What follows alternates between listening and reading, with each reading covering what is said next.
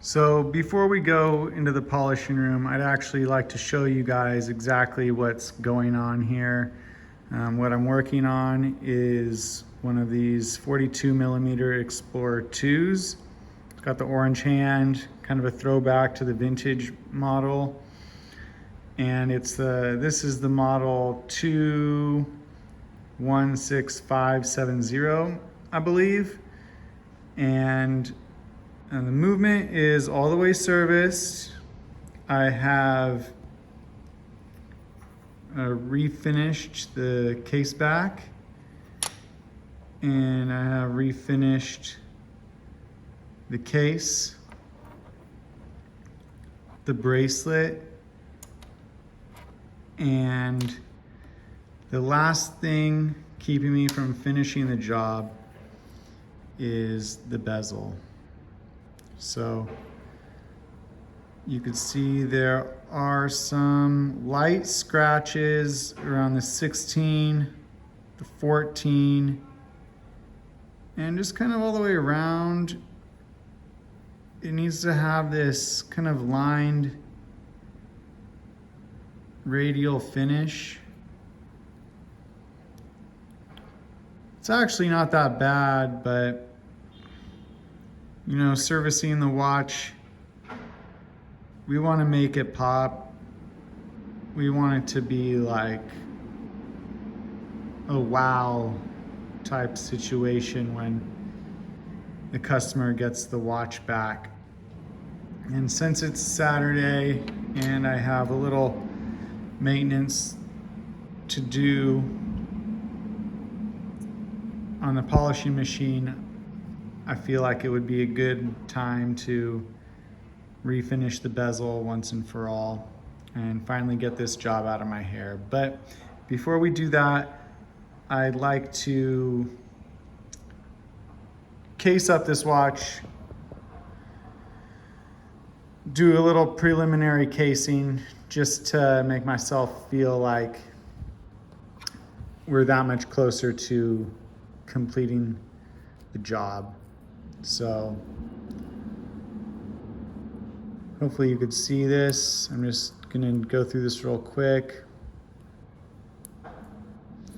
Just snap the crystal gasket onto the crystal.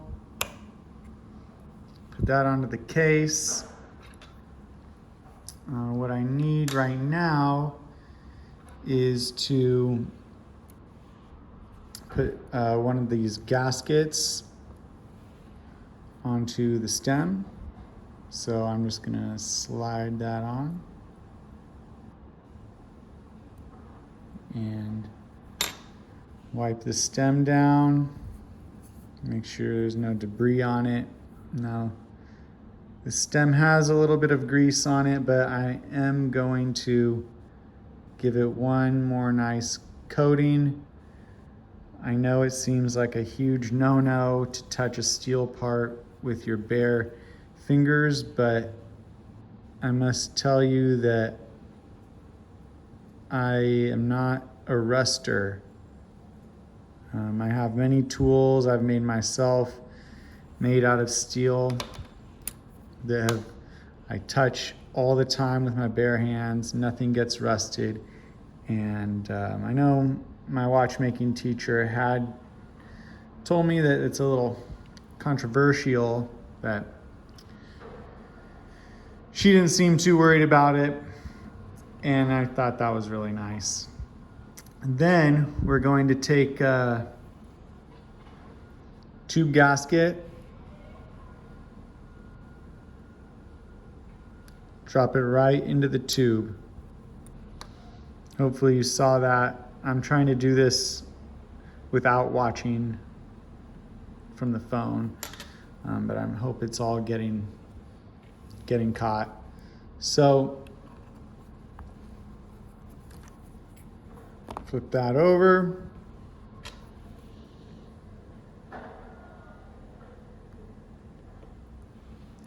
Line up where the stem goes. Now I did put some fomblin right there. You can see it. That's just so when that part of the crown goes through the tube, it moves very freely, and that's an extra little seal for waterproofness. Now I got that in there. Can set the watch, but look at that. The movement. It needs to be secured. What do? Well, what we have here are the case clamps and auto module. We still need to put that in.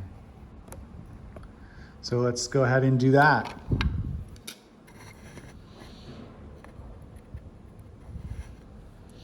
Case clamp 1. I'll show you where that goes. It's gonna go in right there. I'm just gonna drop it right there.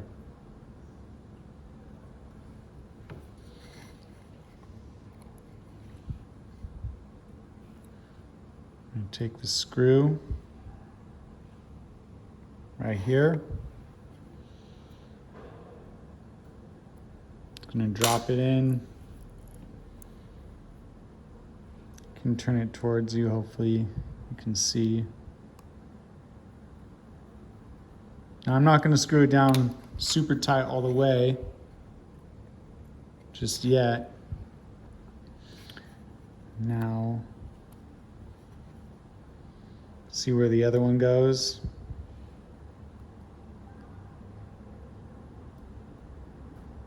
Right here.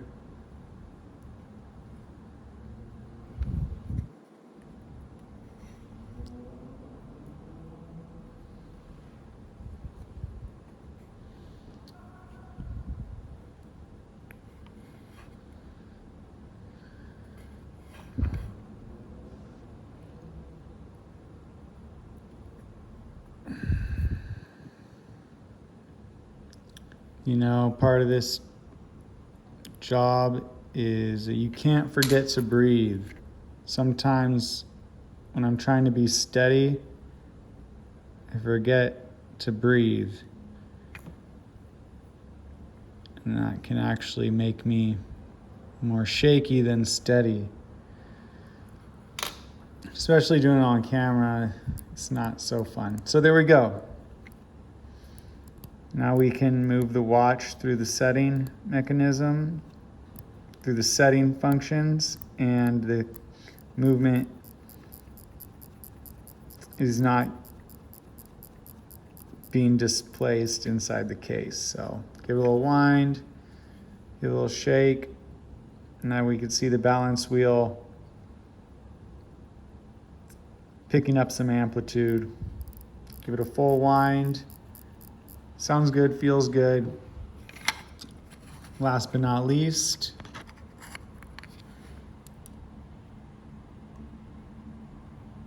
auto module. Just drop that puppy right on there. Now to make sure it gets in place, put a little pressure down with that side of my tweezers and give it a little wind. So now the ratchet wheel's connected to the driving wheel for the auto, and we just need to screw that down.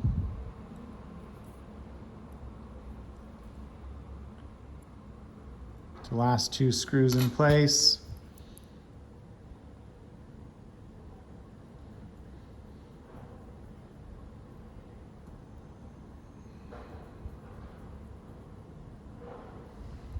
One, 2.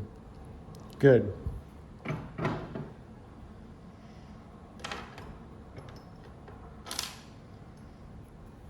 Now I do see a little something here.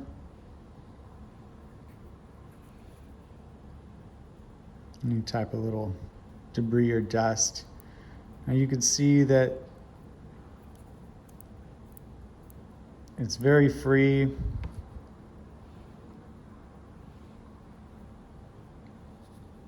That's what you want. And when you wind the watch the auto weight is staying still when you wind it manually, and that there is a lot of freedom with that. So now for the case back gasket. I put a little bit of Fomblin grease into this trench.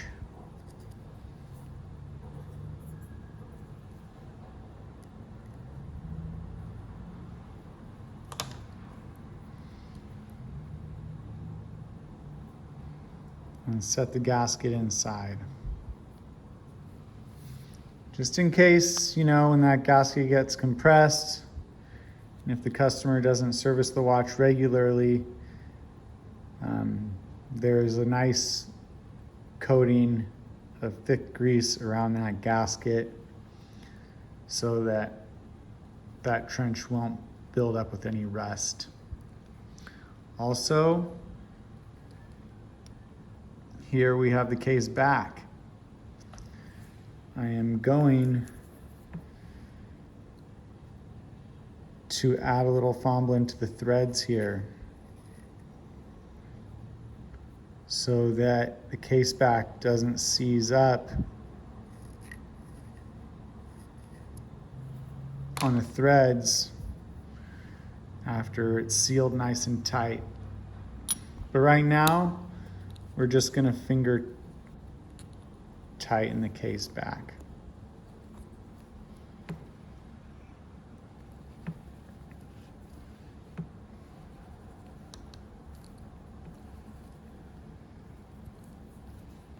So, there we go. Rolex Explorer 2.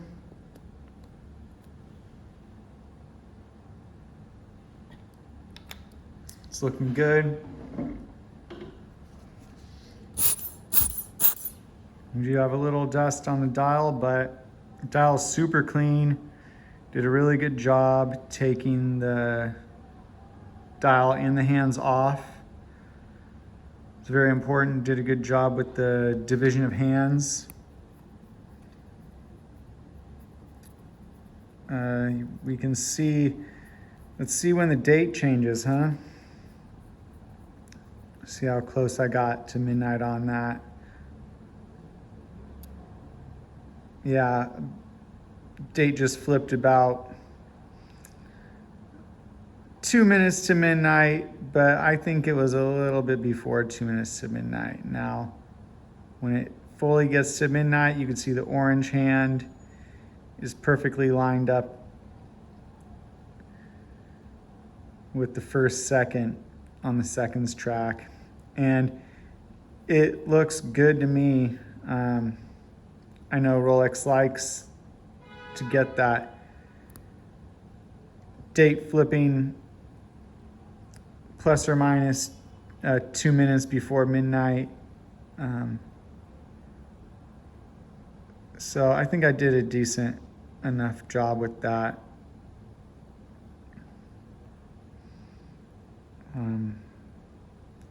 The real great thing is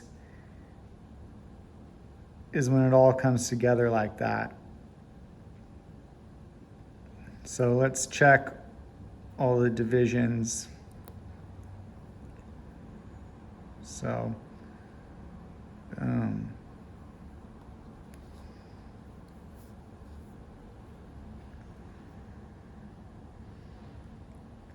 it's hard to see because the case is a little in the way, but none of the hands are touching each other. None of the hands are touching the dial. And it's looking awesome.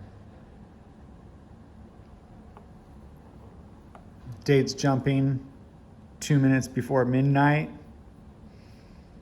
Maybe 30 seconds sooner, but this is awesome. When you go around to 6 a.m., boom.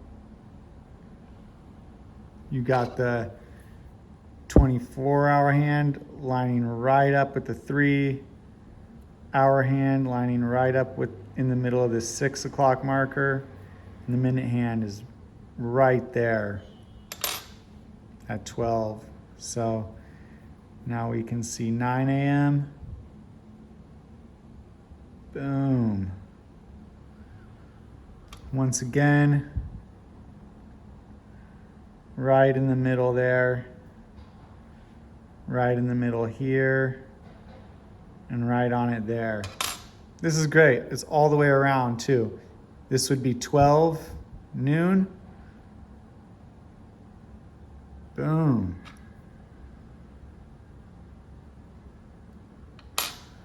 I mean, come on. 6 midnight. Look at that.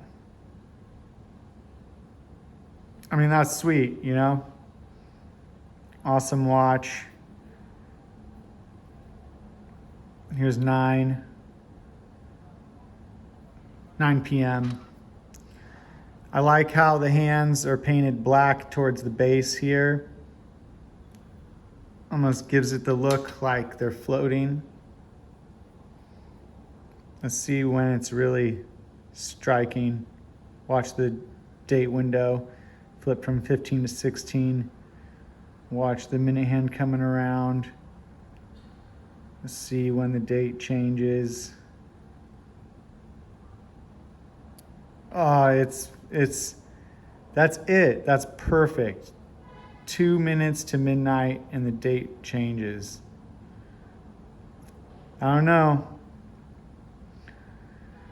I'd pat myself on the back, but I don't want to break my arm. Anyways, enough of that. I want to finish this watch more than anything today because next week I'm servicing a Daytona 4030 and I had a video request for how to disassemble the pushers on a Daytona. So that's going to be a nice video I'll do. I can't remember who left it in the comment. Maybe someone named Howard.